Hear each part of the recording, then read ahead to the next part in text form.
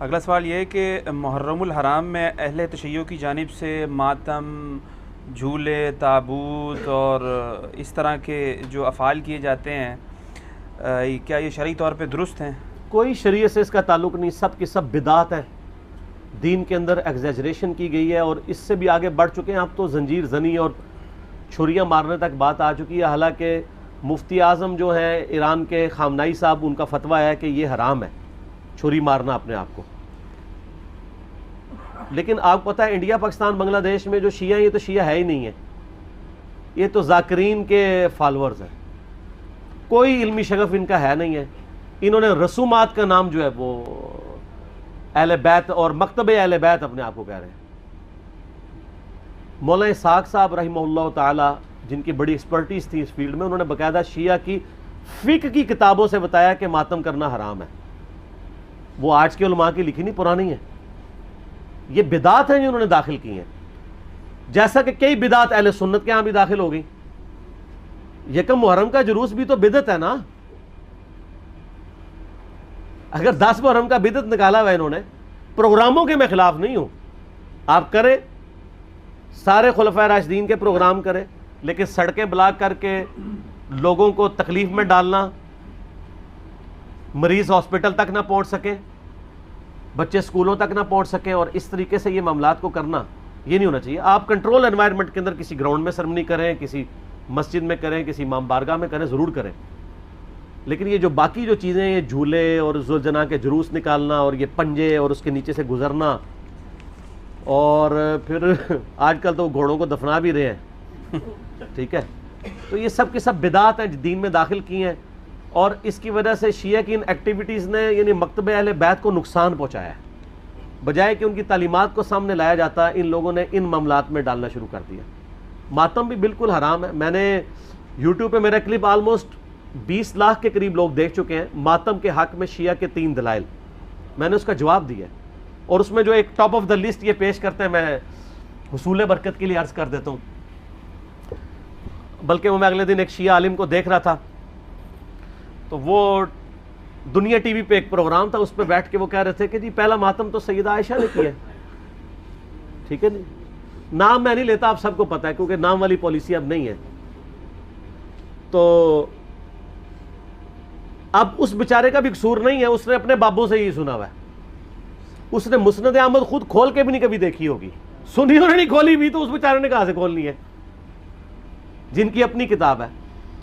ہم نے بہت پہلے ریکارڈنگ کرا دی کہ مسند احمد میں آگے الفاظ ہیں، سیدہ عائشہ کہتی ہیں، اتنا حصہ تو بخاری مسلم میں بھی موجود ہے کہ نبی علیہ السلام کی وفات میری گود میں ہوئی۔ تو سر اس سے سیدہ عائشہ کی یہ فضیلت تو ثابت ہوئی کہ اللہ تعالیٰ نے اپنے محبوب صلی اللہ علیہ وسلم کو سیدہ عائشہ کی گود میں وفات دی، تو یہ فضیلت بھی تو ثابت ہو رہی ہے نا، تو یہ بھی فضیلت پھر مانے نا۔ جیسا کہ اہل حدیث جب وہ موزوں پہ مسح، جرابوں کے مسح کی بات شروع کرتے ہیں تو کہتے ہیں وہ تو بخاری مسلم میں پگڑی پہ مسح کی بھی حدیث ہے، تو ہم کہتے ہیں اس سے صرف پگڑی کا مسح نہیں، پگڑی بھی تو ثابت ہو رہی ہے نا، لال رومال لاؤ تو پگڑی پاؤ۔ تو شیعہ جب کہتے ہیں کہ سیدہ عائشہ کی گود میں نبی علیہ السلام کی وفات ہوئی، تو سیدہ عائشہ کی تو فضیلت ثابت ہو رہی ہے۔ پھر وہ بخاری میں واقعہ بھی ہے مسواک والا۔ تو مسند احمد میں آگے الفاظ ہیں کہ سیدہ عائشہ کہتی ہیں جب نبی علیہ السلام کی وفات ہوئی تو میں نے آپ کا سر تکیے پہ رکھا اور باقی عورتوں کے ساتھ مل کے میں نے اپنے چہرے کو پیٹنا شروع کر دیا۔ وہ کہتے ہیں نہیں دیکھیں نہیں، یہ ماتم کا آغاز تو وہیں سے ہوا ہے، لیکن اس کے آگے الفاظ ہیں کہ یہ میری کم عمری اور ناسمجھی کا نتیجہ تھا۔ تو اگر یہ انہوں نے ثواب سمجھ کے کیا ہوتا تو کہتی کہ یہ میری میچیورٹی اور ثواب کے حصول کا ذریعہ تھا۔ تو سیدہ عائشہ کا رجوع ثابت ہے۔ یہاں پہ بھی ایک دفعہ جن دنوں میں ہم مناظرے وغیرہ کر لیا کرتے تھے، یعنی آج سے 10 سال پہلے کی بات کر رہا ہوں، تو ایک شیعہ ذاکر آئے تو وہ بھی کتاب اٹھا کے اپنی لے آئے کہ جی یہ سیدہ عائشہ نے، میں نے کہا یار تمہیں بھی دھوکہ دیا کہ ہم مسند احمد کھول کے آپ کو دکھاتے ہیں، یہ تو ہمارے حق میں دلیل ہے، تو یہ آدھی روایتیں بیان کرتے ہیں۔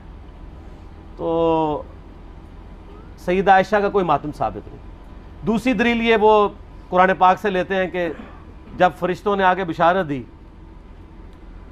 سیدنا ابراہیم کی جو پہلی بیوی تھی سارہ کہ ان کے ہاں بھی اب اولاد ہوگی، تو انہوں نے حیرانگی میں اپنا چہرہ پیٹا تھا، جیسے عورتیں کہتی ہائے اب بڑھاپے میں ایک 80-90 سال کی بوڑھیا پریگننٹ ہو جائے تو وہ تو پریشان ہی ہوگی نا. یہ انہوں نے یہ تو نہیں تھا کہ ہر سال وہ چہرہ پیٹنا شروع کر دیتی, ایک واقعہ تھا اور اسے ماتم کا ثبوت نکال لیتے ہیں. یعنی کوئی بات دیکھا کریں, اس طرح چیزوں کا ثبوت نہیں نکلتا. اور تیسرا وہ کہتے ہیں ویسے کرنی نے دانت توڑ دیے تھے. دیکھیں اس میں تو میں نے اتنی بڑی ان کو پھکی دی ہے کہ وہ تو قیامت تک بھی ڈکار آتے رہیں گے اس کے. ہاں میں نے بتایا کہ بخاری مسلم دونوں میں موجود ہے کہ سہل ابن سعد السعدی رضی اللہ تعالیٰ عنہ کہتے ہیں کہ اللہ کی قسم میں جانتا ہوں کہ غزوہ احد کے موقع پہ جب نبی صلی اللہ علیہ وسلم کے دانت شہید ہوئے تھے اور آپ کا خون نہیں رک رہا تھا تو کس نے نبی علیہ السلام کے زخم کو دھویا تھا اور کس نے مرہم پٹی کی تھی. تو انہوں نے بتایا کہ ڈھال میں سیدنا علی جو ہے پانی لے کر آئے اور ڈھال کو الٹا کریں تو پیالہ بن جاتی ہے. تو سیدہ فاطمہ اس زخم کو دھوتی تھی اور جب خون نہیں رک رہا تھا تو سیدہ فاطمہ نے ایک کاٹن کا کپڑا جلا کے اس کی راکھ رکھی تو وہ خون رک گیا. یہ سہل ابن سعد السعدی آل امیہ کے دور میں سیدنا علی کی فضیلت بیان کیا کرتے تھے بخاری مسلم میں, قسمیں اٹھا اٹھا کے, کیونکہ حج کے موقع پہ لوگ ان کو آ کے ملتے تھے کہ اب چند ایک صحابہ زندہ رہ گئے, ان میں سے ایک ہی ہیں. تو وہ پھر آل امیہ کے دور میں مولا علی کے فضائل بیان کرتے تھے. تو میں نے یہ پھکی دی ہے کہ جس شخصیت کے سامنے دانت شہید ہوئے ہیں اس نے تو اپنے دانت نہیں توڑے.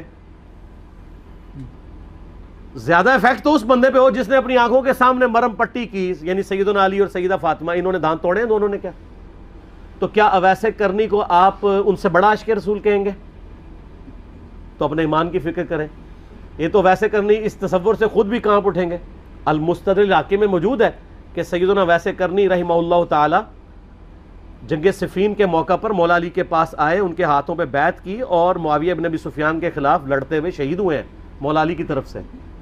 یہ المستدرک الحاکم میں موجود ہے. تو جو شخص خود علی کا مرید ہے اس کو آپ جو ہے وہ علی سے بڑا عاشق رسول ثابت کریں گے؟ جعلی واقعات ہے. صوفیاء نے پھیلائے, شیعہ نے بھی ہاتھوں ہاتھ لے لیے.